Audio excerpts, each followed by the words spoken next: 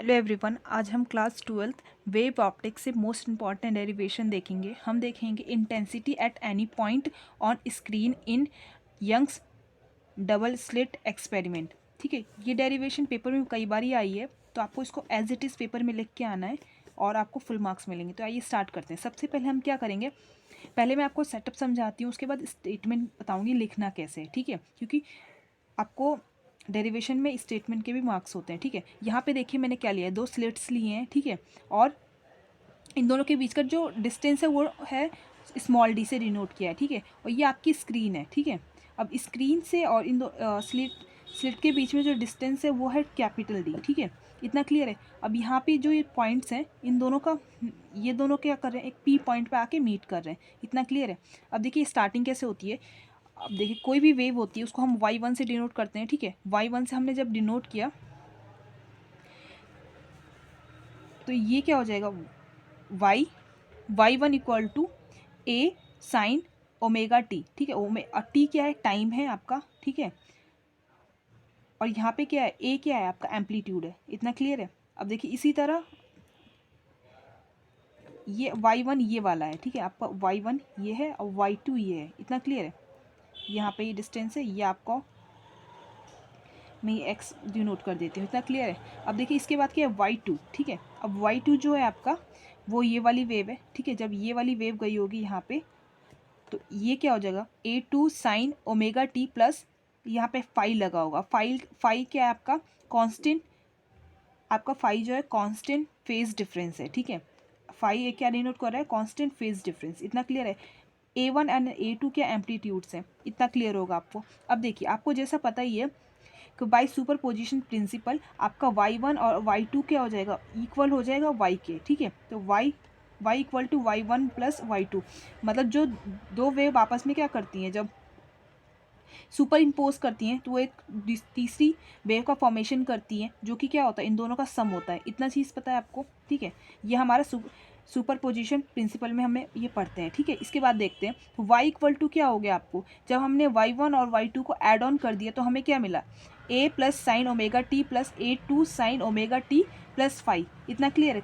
Phi आपको clear होगा, constant phase difference है। ठीक है, अब देखिए इसमें से जो चीज़ें हम कॉमन ले सकते हैं हम वो कॉमन लेने की कोशिश करेंगे। देखिए यहाँ पे क्या है आपका, जब हम इन दोनों को सम कर दिया हमने, ये क्या हो सकता है, साइन ए और यहाँ पे साइन बी का फॉर्मूला यूज़ कर सकते हैं हम। ठीक है, तो साइन ए प्लस बी का फॉर्मूला क्या होता है, पहले वो देख लीजिए। यहाँ पे sign A plus B, sign A cos B plus cos A sine B. इतना क्लियर है। यहाँ पे ए क्या है आपका, ओमेगा टी है, और बी क्या है, बी क्या है, ओमेगा टी प्लस फाई है। इतना क्लियर है। सबसे पहले आएगा साइन ए, फिर साइन कॉस बी। ठीक है, साइन ए आया आपका, साइन ए आया, फिर आपका, अच्छा एक और चीज़ देखिए, यहाँ पे जो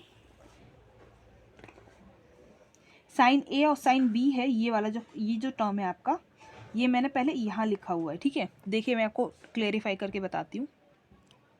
यहाँ पे छोटी सी मिस्टेक हो गई है। देखिए मैंने आपको जैसा बोला कि मैंने यहाँ पे ए किसे लिया है, ओमेगा टी, और बी किसे लिया, ओमेगा टी प्लस फाइव, ये चीज़ नहीं ली है। यहाँ पे मैंने जो साइन ए प्लस बी का फॉर्मूला लगाया है वो सिर्फ इस पे लगाया है, इस वाले साइन पे लगाया है। ठीक है, ये चीज़ तो एज इट इज़ है यहाँ पे। ठीक है, ए भी यहाँ पे एज इट इज़ है। ठीक है, सॉरी, ए वन साइन ओमेगा टी ये एज इट इज़ यहाँ पे। इतना क्लियर है। अब यहाँ पे इस वाले sign omega t plus five में जब हम ए plus B, sign A plus B का फॉर्मूला लगाएंगे तो देखिए क्या आएगा, पहले ए लिखिए, साइन ए लिखेंगे तो साइन ए क्या हो जाएगा, साइन ए ओमेगा टी।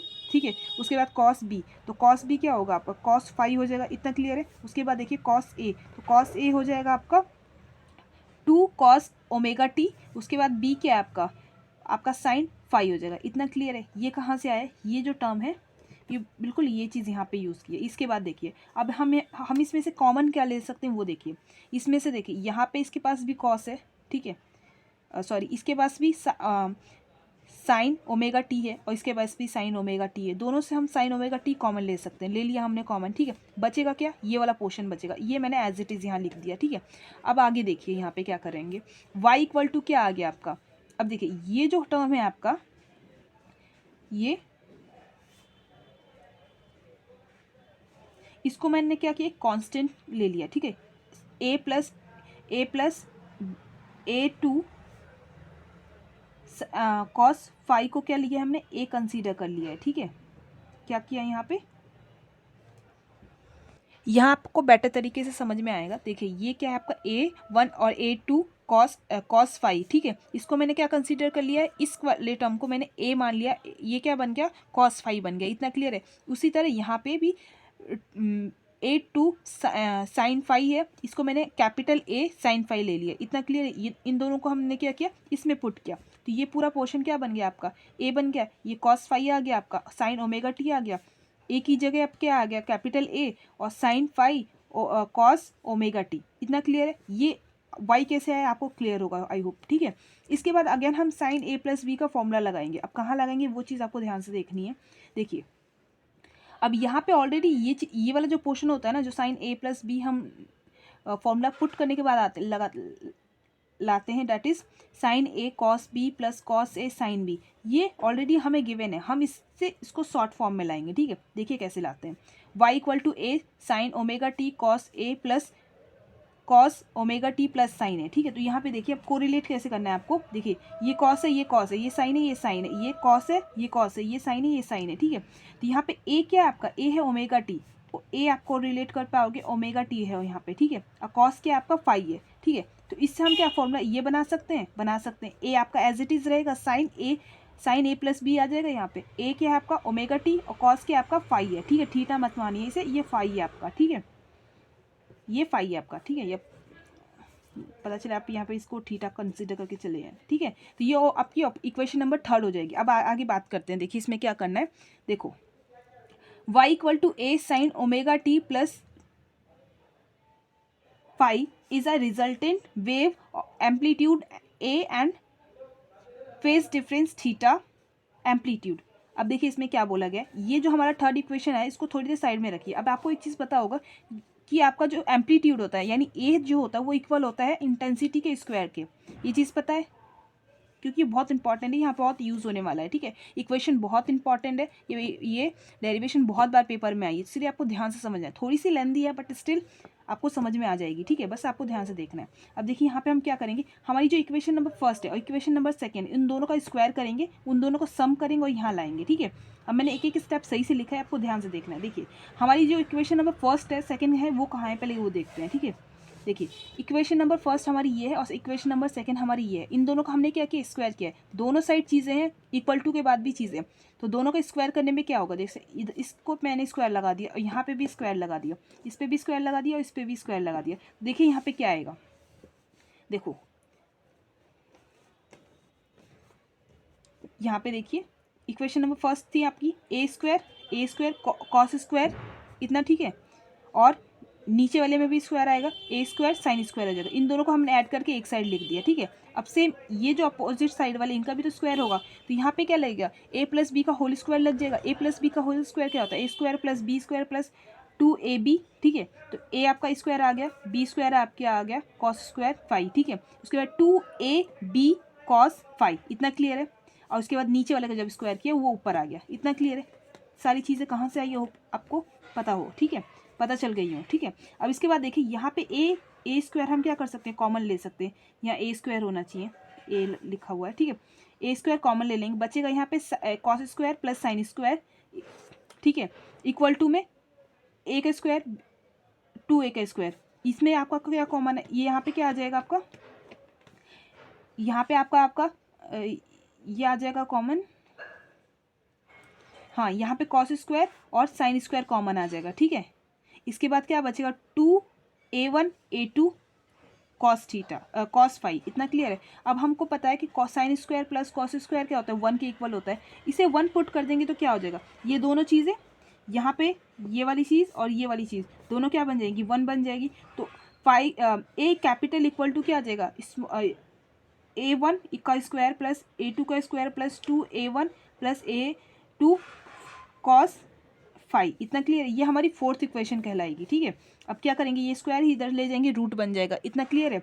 अब ये रूट बन जाएगा आपका, तो ये क्या आपका एम्पलीट्यूड आ गया। अब देखिए इसमें थोड़ा और चीज़ आपको ध्यान से देखना है, जो हमारी फोर्थ इक्वेशन थी, फोर्थ इक्वेशन यानी ये वाली, ठीक है। अब हमें पता है कि ए क्या होता है आपका, ए का स्क्वायर इक्वल टू माफ़ कीजिएगा, मैंने यहाँ पे ए का स्क्वायर जो है, सॉरी, ए इक्वल टू आई का स्क्वायर बताया, लेकिन ए का स्क्वायर इक्वल टू इंटेंसिटी होता है, ठीक है। ये चीज़ मिस्टेक से यहाँ पे हो गई है, मैंने नोटिस नहीं किया, ठीक है। ए का स्क्वायर इक्वल टू इंटेंसिटी होता है, ठीक है। तो हम क्या करेंगे अपने इक्वेशन नंबर फोर्थ में क्या करेंगे, के का मल्टीप्लाई कर देंगे। अब के का मल्टीप्लाई क्यों करेंगे, क्योंकि हमें पता है कि देखिए ए का स्क्वायर जो होता है वो डायरेक्टली प्रोपोर्शनल होता है इंटेंसिटी के, ठीक है। जब ये प्रोपोर्शनैलिटी का साइन हटेगा तो कोई को कांस्टेंट आएगा, तो वो कांस्टेंट क्या होता है, वो के होता है, ठीक है। वो के कांस्टेंट आ जाता है आपका, ठीक है। तो देखिए यहाँ पे क्या इंटेंसिटी ऑफ अ वेव क्या हो जाएगा, डायरेक्टली प्रोपोर्शनल होता है एम्पलीट्यूड के स्क्वायर के। तो I1 इक्वल टू के ए स्क्वायर, I2 इक्वल टू के ए टू स्क्वायर, इसी तरह I इक्वल टू के कैपिटल ए स्क्वायर। इतना क्लियर है। अब क्या करेंगे यहाँ से जो हमारी वैल्यूज़ हैं इनको I1 I2 और I के रिस्पेक्ट में क्या करेंगे, रिप्लेस कर देंगे। तो देखिए यहाँ पे क्या आ जाएगा, इसकी जगह हमारे कैपिटल I आ जाएगा, ठीक है। इस वाले की जगह हम क्या लिख देंगे, यहाँ पे हम लिख देंगे I1 और ये आपका I2, इसी तरह 2 रूट में I1 रूट में I2 cos फाई। इतना क्लियर, ये आपका इंटेंसिटी का डेरिवेशन आपका फाइनल आंसर आ गया, ठीक है। इतना क्लियर है। अब देखिए ये स्क्वायर्स में थे, इसलिए रूट के अंदर रूट में से जब बाहर निकलेंगे तो नॉर्मल आई बचेगा, ठीक है। अब पता चले आप यही सोच रहे हैं कि यहाँ पे तो ये क्या है, रूट के अंदर है, यहाँ पे रूट कहाँ गया, रूट इसलिए गया क्योंकि यहाँ पे देखिए स्क्वायर है, ठीक है। ये रूट स्क्वायर को नलीफाई कर देगा। इतना क्लियर है। आई होप आपको ये पता चल गया इंटेंसिटी का ये फॉर्मूला कैसे आया है। और वीडियो को एक बार और देखिए, आपको ज़्यादा क्लैरिटी होगी। कोई डाउट हो तो please comment. Thank you for watching.